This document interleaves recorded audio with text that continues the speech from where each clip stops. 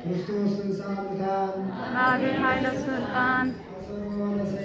አጋዞ ለአዳም ኢየስ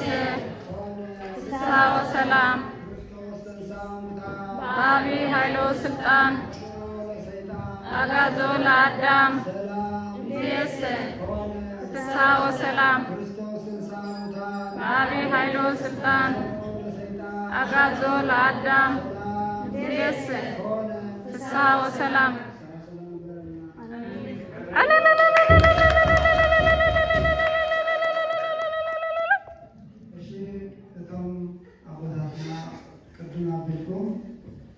በደረጃና ሁላና መስቀል ክርስቲያንና እግዚአብሔር አምላክ ብሩኻው ዳመት ይበረና አሜን።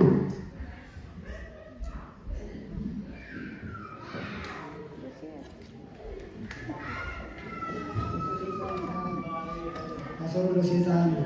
ሰላም ሆነ ክርስቶስን ሳሙታን አሰሩ ለሰይጣን ሰላም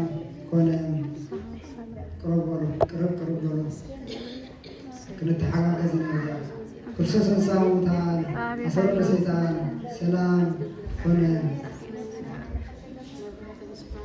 ክርስቶስን ሳሙታን አሰሩ ለሰይጣን ሰላም ሆነ ሰላም ቅርብ አሮን ክርስቶስን ሳሙታን አሰሩ ለሰይጣን ሰላም ሆነ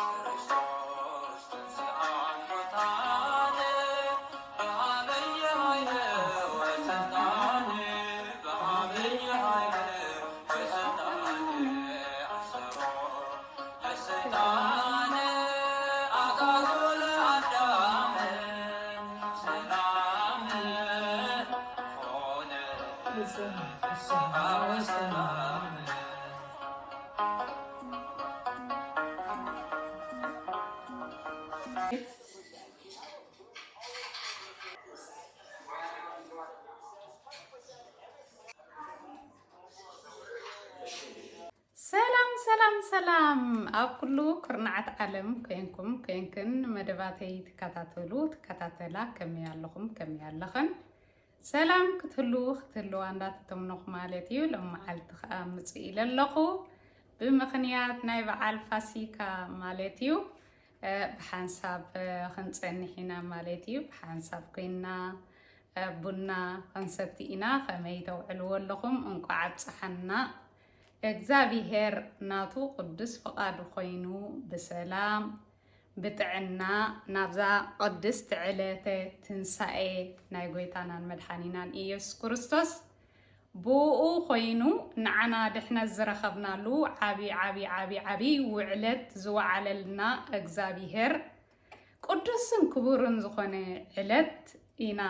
እነብዕል ዘለና እሞ ኩልና ደቂ ክርስቶስ ደስ ይበለና ንተሓጎስ እግዚአብሔር ንዓና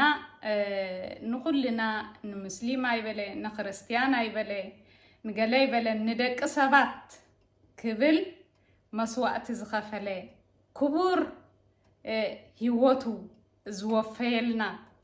ንጹህ ደሙ ዘፍሰሰልና ዝሞተልና ዝተሰቅለልና ማለት እዩ ዓቢ ውዕለት ዝገበረልና ዕለት ያ እዚኣ በዛ ዕለት እዚኣ ተንሲኢና ሕውየት ረኺብና ሞታት ዝነበርና ማለት እዩ ብገዛእ ፈቃድና ካብ ገነት ኤዶም ወፂና ተባሪርና ንሞት ቀደም ሞት ኣይነበረን ድሓር ግን ሞት ወሪሩና ማለት እዩ መዋቲ ዝኾነ ስጋ ክንሽከም ፈቂዱልና ማለት እዩ እግዚአብሔር እምበር ቀደም ሞት ኣይነበረ ገለ ኣይነበረ ማለት እዩ ስለዚ ኩሉ ብፈቃድና ዝገበርናዮ እዩ እግዚአብሔር ግን እቲ ዘይውዳእ ምሕረቱ እቲ በቃ ዘይተኣደነ ፍቅሪ ኣብ ሊዕለና ዘለዎ ወላውን በተን ቅዱሳት ዝኾና ኤዳው ዝተፈጠርና ደቂ ሰባት ገዲፉና ወሲና ከሓልፍ ኣይደለየን ንሕና ጸልማት እንዳሃለና ንሕና ኣጋንንቲ ክጻወቱልና ኣይፈቀደን እግዚአብሔር ታይዳ በፈቃዱ ወሪዱ ኣብዚኣ በስጋ ን33 ዓመት ነቢሩ ማለት እዩ ንዓና ከዓ ክንደይ በጃ ዝኸፈለልና እዩ ማለት እዩ ከምቲ ናይ ስቅለቱ ከምቲ ናይ ሕማማቱ ዝንገረና እንሱ ይበቃ ስለዚ ክኸውን ኢልካ ክጽወር ኢልካ ዘይተሓስቦ ዝጸወረልና እግዚአብሔር ንዓና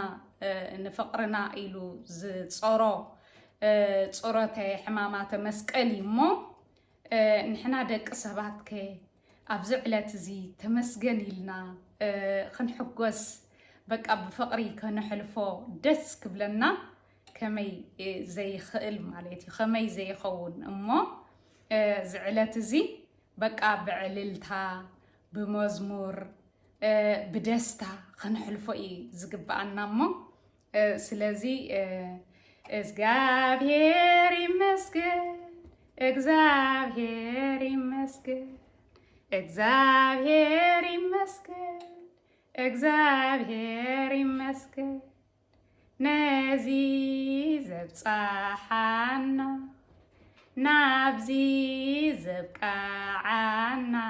እግዚአብሔር ይመስገን እግዚአብሔር ይመስገን እግዚአብሔር ይመስገን እግዚአብሔር ይመስገን እግዚአብሔር ይመስገን ናብዚ ዘብጻሓና ናብዚ ዘብቃዓና እግዚአብሔር ይመስገን አሰይ አሰይ አሰይ አሰይ አሰይ አሰይ ቅድም ንእሽተይ እንዳሃለኹ እዚ ደርጊ ኣርኪበሉኒ ይርኤ ኣብኡ እንዳተመሃርና ኮለና እንታይ ይብሉና ሰይ ደስታ እሰይ ደስታ ጥዋት ጀምሮ እስከ ማታ እሰይ ደስታ እንዳበሉብት እንደ ህፃናት ሰይ ደስታ እሰይ ደስታ ጥዋት ጀምሮ እስከ ማታ እሰይ ደስታ እዚ ማለት ካብ ንጉሆ ኣትሒዝና ስጋም ምሸት ደስ ኢሉና ክንውዕሊና ውዒልና ኢና በቃ እዚኡ ዝትርጎም ማለት እዩ ተማም ሓርኛ ትኽእልዎ ከዓ ኣምሓርኛ እየ ዝዛረብ ዘለኹ ሰዋሂላ ኣይኮነን ማለት እዩ ስለዚ እዚኣ ዘይርስዓ ጥዕምቲ መዝሙር ንዝምር ነርና ካብቲ ብዙሕ ንዝምሮ ዝነበርና እዚኣ ምዝናይ ዝዕለት እዚ ኣዝያ ደስ ኢላ ተወሃሂዳ ስለ ዝረኸብክዋ ብጣዕሚ እዚ ቅንያት እዚ ብቅንያቱ ስጋብ እርገቱ ብ55 መዓልቱ ስሳሪና 55 ኢና ሕጂ በቃ ነፃ እዩ እግዚአብሔር ኣውደ ዓመትና እዩ ሕጂ ማለት እዩ ፍስሃና እዩ ስለዚ ኩሉ ኣውደ ዓመት ብሰላም የብፅሓና ብሰላም ከዓ ኣብዛ ዕለት እዚኣ ስጋብ ንዓመታ ናይ ሰላም ናይ ርግኣት ናይ ጥዕና ብዓብዩ ከዓ ጥዕና ማለት እዩ ጥዕና እግዚአብሔር ሲ ንዓና ዝገብረልና ውዕለትስ እዚ ኢልና ከማን ክንቆፅሮ ይንኽእል ኢና ንባዕሉ ዝብርሃን ፀሓይ ኩሉ ዝኣየራት ኩሉ ዚ ነዛ ምድሪ ኣወቂብዋ ዘሎ ኩሉ ነገር በቃ ብዘይ ክራይ ብዘይ ገለ ክፍሊት እዚ ውህብቲ እግዚአብሔር ማለት እዩ ሰብ ዝሓዞ ኣነ ንስኻትኩም እየ ዝሓዝናዮ ብኽራይ ስለዚ ናይ እግዚአብሔር ውህብቲ ግን እቲ ዝበለፀ ብዓይንና በብራኽና ኩሉ ንዓና በቃ ክኸውን ዝግብኦ ኩሉ ንዓና ኣገዳሲ ዝበሃል ኩሉ ወርቂ ዝኾነ ካብ ወርቂ እኳ ኣዝዩ ዝሕረ ነገራት ኩሉ ገይሮ ኣወቂቡ ፈጢሩና ማለት እዩ ጥበብ ከዓ መሊእና ከመይ ጌርና ንጥቀመሉ ንዓና ሂቡና እዩ ማለት እዩ እግዚአብሔር ራሲስቲ ይኮነ በቃ ፍትሓዊ ዝኾነ ኣምላኽ እዩ ከምኡ ገይሮ ኣወቃቂቡ ሰዲዱና ነናህና ምኽሊት ሂቡና ከመይ ንጥቀመሉ ብዚ ምድሪ ንዓና ምልከት ማለት እዩ ጽባሕ ንጎሆብቲ ምጻቱ ከዓ ኣብቲ ንሕና ዕድመና ወዲእና እንኸዶ ከዓ ኣብኡ ፈፍርድና ክንቅበል ኢና ማለት እዩ ስለዚ ንሕና ከምቲ ቅዱስ ዝኾነ ኣገልጋሊ ዲና ክንቁፀር ዋላ ከምቲ ክስታይ ከምቲ መጎስ ዘይረኸበ ቅድሚ እግዚኣብሔር ዝኾነ በዓል ሳልሳይ ምኽሊት ማለት እዩ ከምኡ ዲና ክንከውን ካብኡ እኳ የድሕነና ከምኡ ክንከውን የብልናን ደቂ ክርስቶስ ስለዚ እሞ ኣዝዩ ደስ ዝብል እዩ ቡን ክንገብር ኢና ኩሉ ነገራት ቀራሪበ ኣለኹ ከምቲ ኣብ ገዛኹም ውዒልኩሞ ዘለኹም ከምኡ እዩ ብዚ ገዛ ዘሎ ከዓ ማለት እዩ ስለዚ ኣብዚ ገዛና ከምዚ ክኸውን ከሎ ከዓ እንደጋና ከዓ ንጡምያት ከዓ ቁሊሕ ክንብል ኣለና እንተ ጌርና ፅቡቕ ተደይ ጌርና ከዓ ኩሉ ግዜ ትንሳኤ እዩ ኣብ ትንሳኤ ጥራይ ዘይኮንና ፅቡቕ ክንገብር ኩሉ ግዜ ትንሳኤ ኩሉ ግዜ ብዛ ምድሪ እዚኣ ክትነብሩ ከለኹም ኩሉ ግዜ ሰናይ ግበሩ ኢልና እምበርከስ እግዚአብሔር ንዝተወሰነ ግዜ ይኮነን ሰናይ ገይሩልና ኩሉ ነገር ገይሩልና ዘሎ ንኩሉ ግዜ ስጋታ ካብዚኣ ተላዒልና ንኸይድ ማለት እዩ ስለዚ ንሕና ከዓ ኩሉ ግዜ ሰናይ ክንገብር ስለዝግባአና ንጡምያት በታ ዝዓቕምና 50 ድያ ወላ $25 ኩና ሓገዝ የናኡ ንሓደ ጡሚ የዕንግላኤን ማለት እዩ ከም እንዳገበርና ምቕሊ ክንህብ ክንክእል ኣለና ኣብሲ ብዙሕ ሰቢሕና ገለመለታት ተወሪቕና او قال ملي تفاسس نزا معلت زيات وخون بقى ولا حنت ندعي خمي كمان بعل عقبي بقى تمنفس مالتي سلازي እግዚአብሔር ስለ ሁሉ ዘዋሃ ሄደልካ ኩሉ ዕግብ ኢኻ ሃረፍራፍ ኣይትብልኒ ኢኻ ስለዚ እንታይ ደኣ እግዚአብሔር ዝደልዮ ንዓኹም ተጨረቁ ገለ ዘይኮነ ኢሉናሲ በትጎድንኹም የማን ፀጋም ቁልሕ ኢልኩምስ ኣለው ዶ ፀጉማት እመሃሰስ ደይልኩሞም ይዝብለና ማለት ይተቃል ኣምላኽ እሞ ከም ክንገብር ተስፋ እየዝገብር ለባማት ይኹም ለባማት ብደቅ ንስትይኹም ብደቅ ተባዕትይኹም ለባማት ወሃብቲ ኩሉ ነገር ዝኣኽለልኩም ኣብየት እግዚአብሔር ዝሕጎሶ ዘሎሞ ከምኡ ንኹን ንቐፅለሉ ንወስኸሉ ክብል የዝደሊ እግዚአብሔር ኣብዚ ሕብዚሑ ህብ የብለና ሰላም ከዓ ይምልኣልና ምድርና ይቐድሳ ካብዚ ኩናት ወረ ኩናት ናይዚ ዓለም ናይዚ ምድሪ እዚ ነገስታት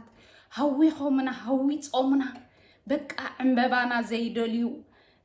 ፍረና ዘይደልዩ በቃ ሃዊፆምና ነንኹርሶም ነንረብሖኦም ክብሉ ኣደዳ ሞትን ስቅያትን ሓዘንን ንብዓትን ጓህን ገይሮምና ዘለው እግዚአብሔር በዚ ዕለት እዚ ኩሉ ፅርግርግ ኣቢሉ ሰላም ንምድርና ከወርድልና ሓረስታይ ነገድ ነጋዳይ ዝብል ኣዋጅ ክእውጀልና ናቱ ቅዱስ ፈቃድ ይኹን ንፍጥራቱ ኣይድርቢኒ እግዚአብሔር ኣይድርቢኒ ኩሉ በቃ ንሕና ዝሓሰብናዮ ዝበልናዮ ዘይኮነሲ ንዓና ዝጠቅም ገይሩ እዩ ዝህበናሞ ኣጆኹም ክኸውን እዩ ስለዚ ልቢ ጥራይ ይሃበና ንፋቐር ሕድሕድ ኣይንታናኾን ተንኳል ነልግስ ተንኳል ዓመፅ በደል ኣብ ልዕሊ ሓውና ነርሕቕ ካብ ሓሳባት ሒስካ ስጋ ፍጻሜ ተንኮል ዝኾነ ነገራት ክንገብር የብልናን በቃ ክሳይ ክንከውን የብልናን ኣዚናሲ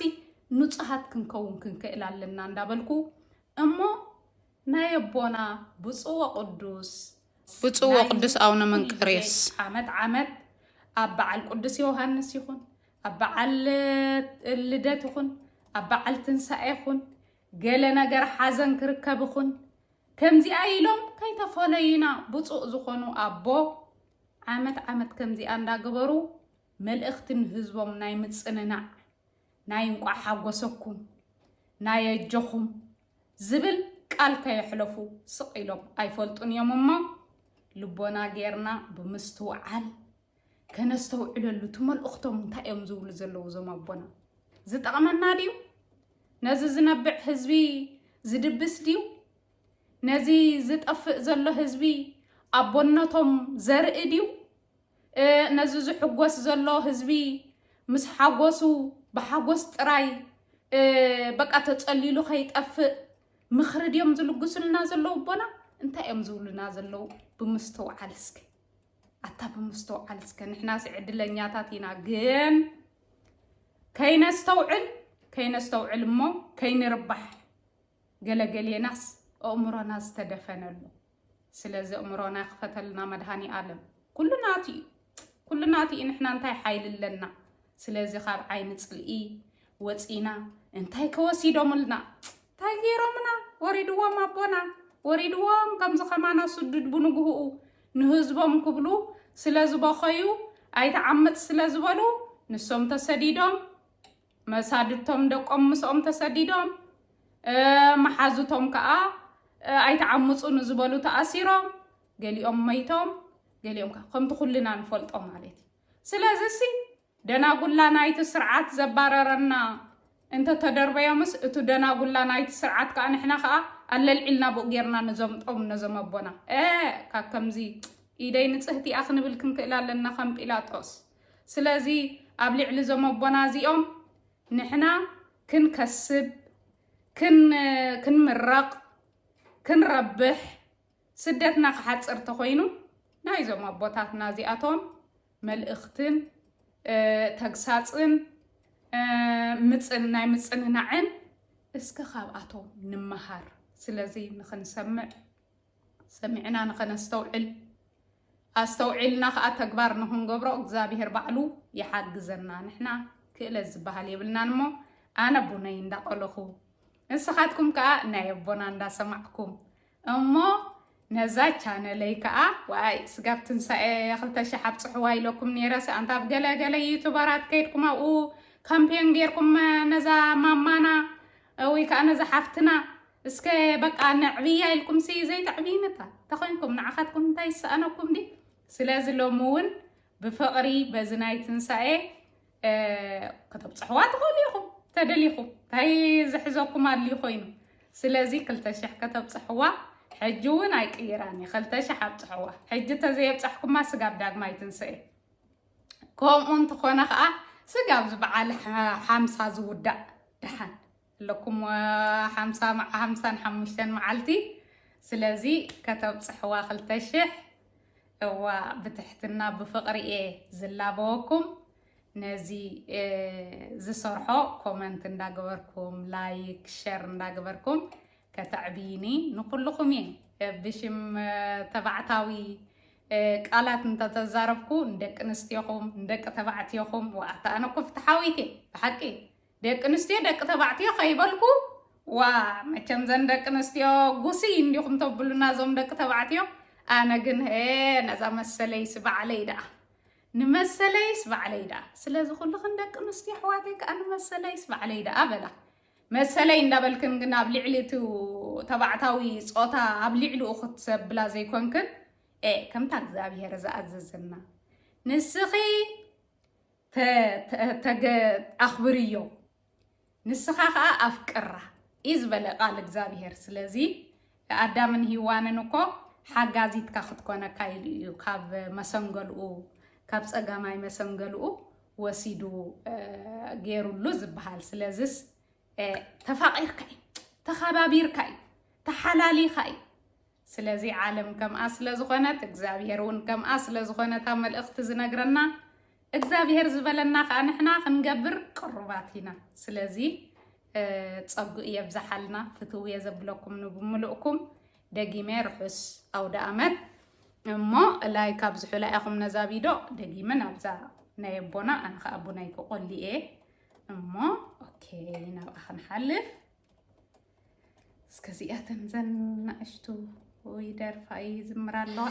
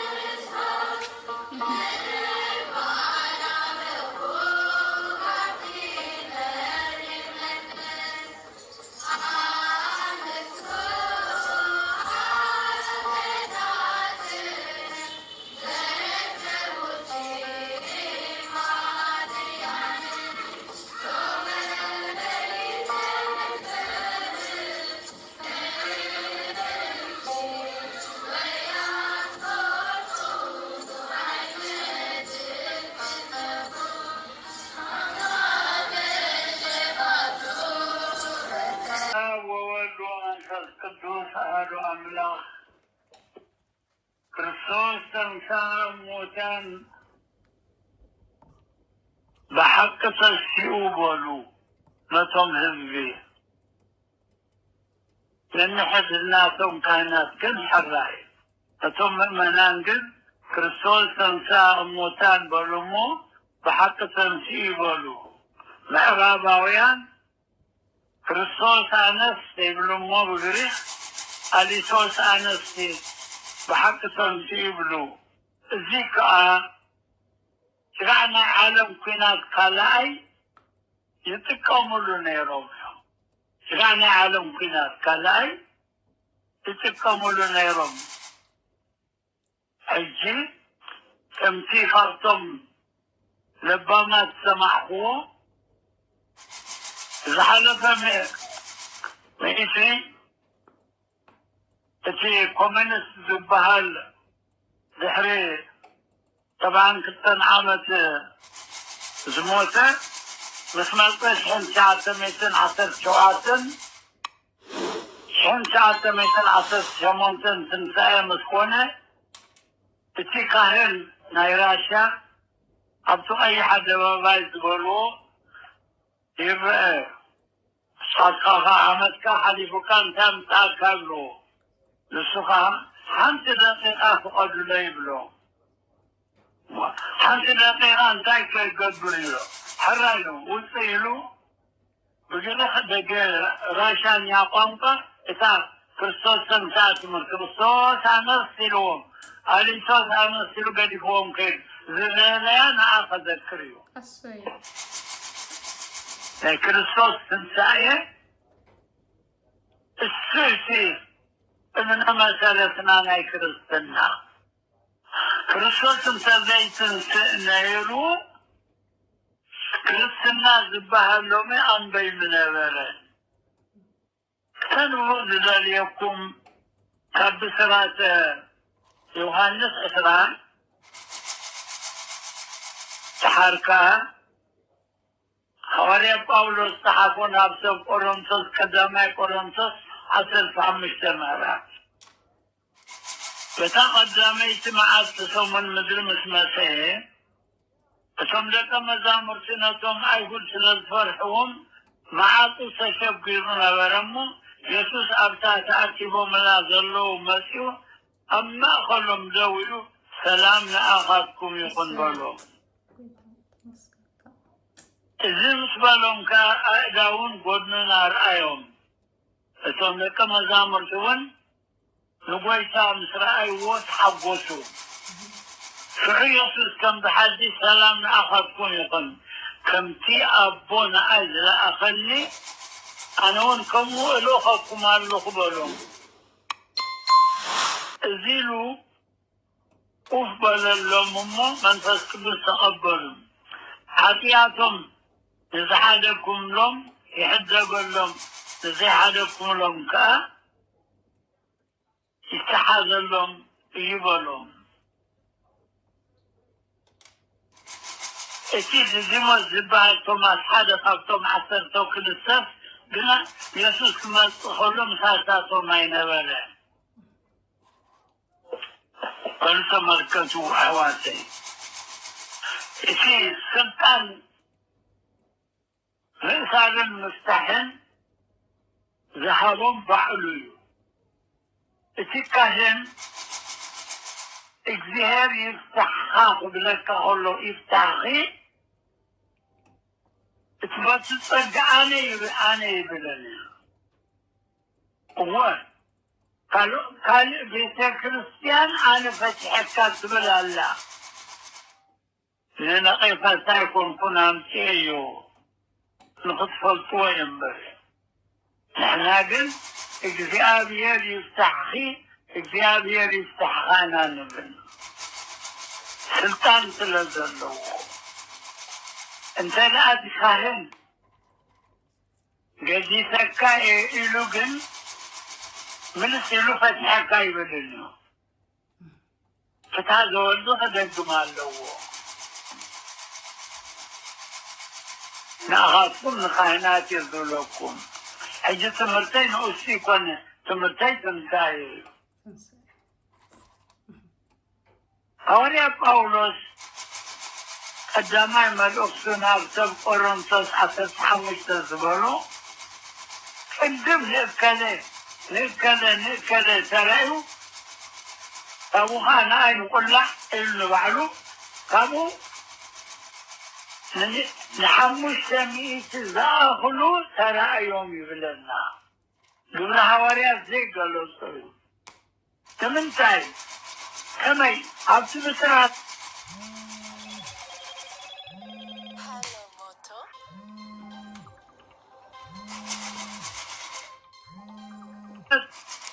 انت يتبر انت زغون ام بي ما اخلون زتبالي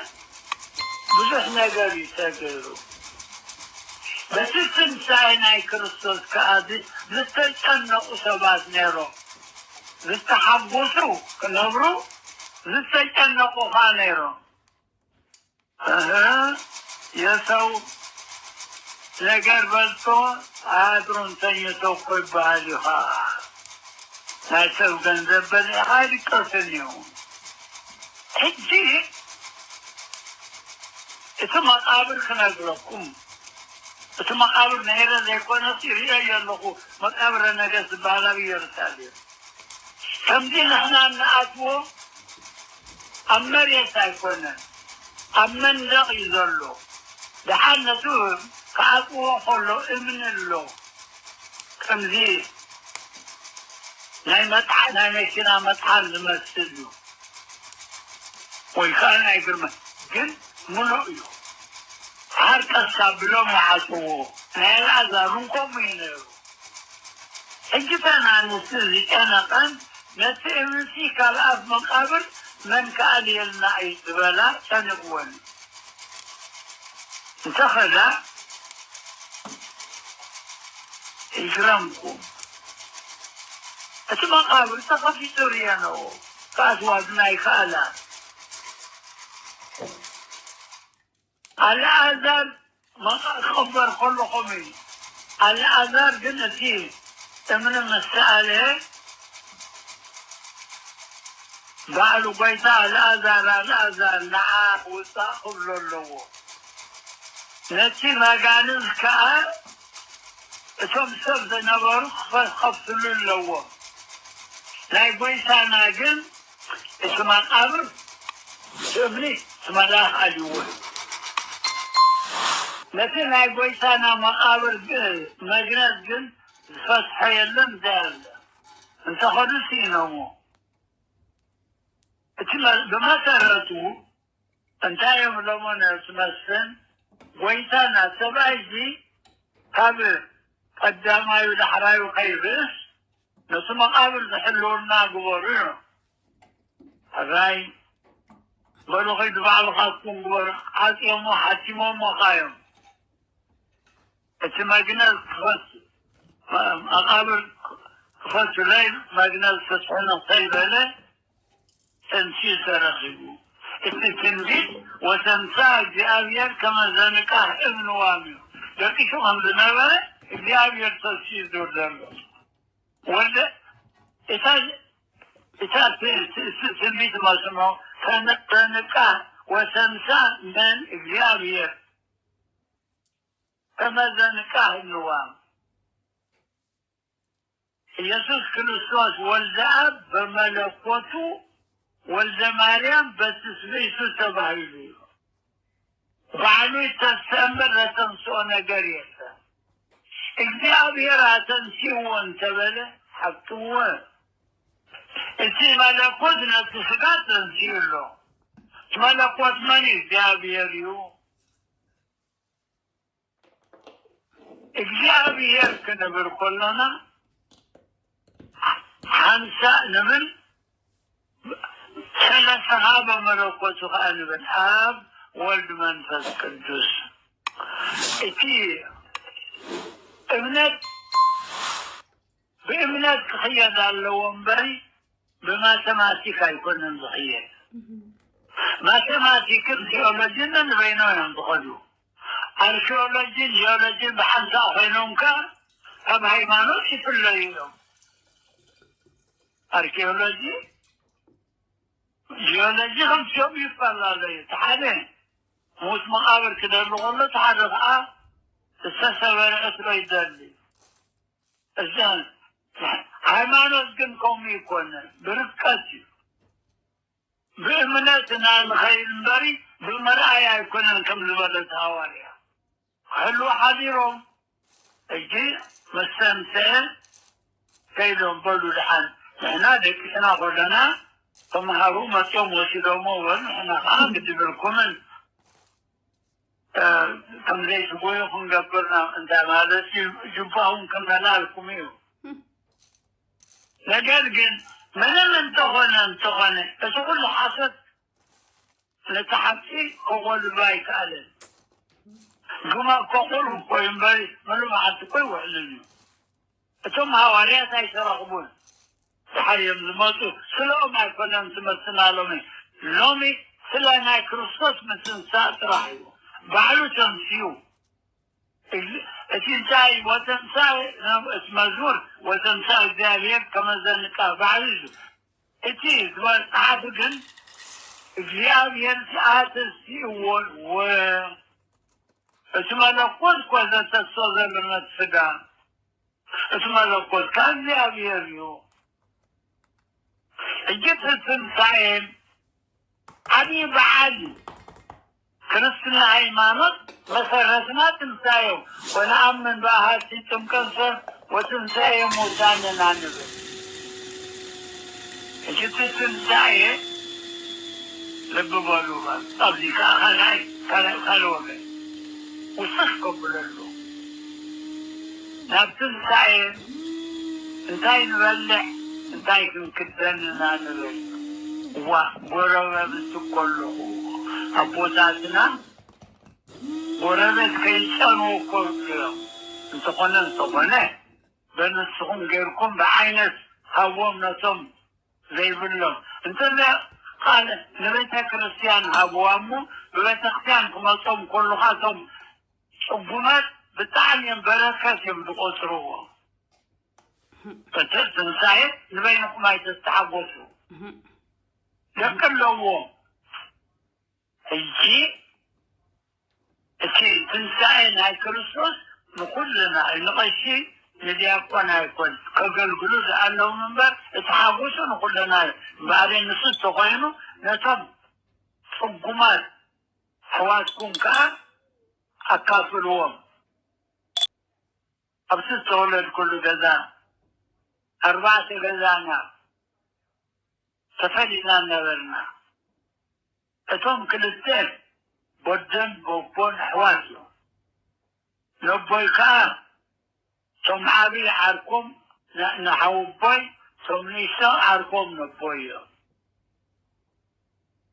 كابقزانا 4 أسا حمسو يخيلنا إلا سيغرسا نبقزانا حاقم نمثل الذكر ما كان بشحن ساعة مشن حامسان كلتين أبوسن كي تجمر غلو إلا آخو نيرو ስለዚህ እዚህ ትንሣኤ ንበይና ይግበሮ ንዘይብሎም ነካፍሎ ንባዕልና ኸ ተሓጒስና ምውዓል እቶም መጻሕፍትና ባንቀር የኹሞ ክርስቶስ እንተዘይትስእ ነይሩ ሎሚ ክርስትና ዝበሃል ኣንበይ ምንረረና እዩ ነገር ግን ክርስቶስ ስለዝተስእ ዕብራውያን ከዓ ልብ በሉ كلهم أيهود أيكون لكان كائنات صحابة الفريساويان الأنبري أبغليلا نيروميو يوسف نيكوليمون سمكو أيهود يومكا ثم عسر تغطاوريا كا أيهود كوخ أيوم أبقلص مستساقروها هوريا باولوسن قدس برناداسن ينقروا من هوريا باولوس سمعوا القمرونا قبيا أيلن اتحاد حالي لا أيهود انتظلوا أيهود كلهم أيكون كلهم أيهود أيوة علون هم ذو علوت يأتهم يوم ገንዘብ ذهبون እሳቶም እዮም እተን ኣንስቲ እውን እኮ ኣይሁድ እኮ እነርአን 36 ክምታት ኣንስቲ ብምሉአን ካብ ኣይሁድ እምበር ካብ ኣሕዛብ ኣይነበራን ካብ ኣሕዛብ ዝኣተው መጀመርያ ኒቆላዎስ እዩ እቲ ሸውዓይ ዲያቆን ንምሸት ከዓ ከሒዱ ተረኺቡ እዩ ኣብ መፅሓፍ ቀለምሲስ ሕጂ ባርእሲ